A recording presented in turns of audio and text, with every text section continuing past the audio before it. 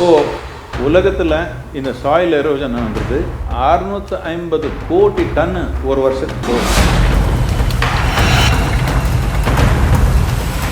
என்ன சொல்கிறாங்கன்னா இன்னொரு 60 வருஷத்தில் நம்ம நாட்டில் மட்டும் இல்லை எங்கேயோ விவசாயம் பண்ணுறதுக்கு மண்ணே இருக்காது, டாப் சாயிலே இருக்காதுன்னு சொல்கிறாங்க.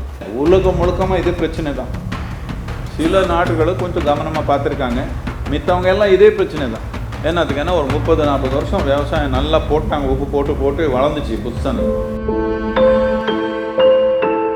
இப்போ என்ன பண்ணுறதுன்னு தெரியல. என்னத்துக்காக மாடெல்லாம் வெட்டி சாப்பிட்டாச்சு, மரமெல்லாம் வெட்டி என்னென்னமோ பண்ணியாச்சு.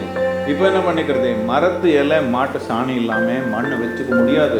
வேறு எதனால் டெக்னாலஜி வச்சுருக்கீங்களான்னு நான் கேட்குறேன். வேறு எதாவது டெக்னாலஜி இருக்குதான்? இலை சாணி சேர்ந்தால் தானே மண் வளம். இப்போ நாம் திருப்பி இது கொண்டு வரணும்.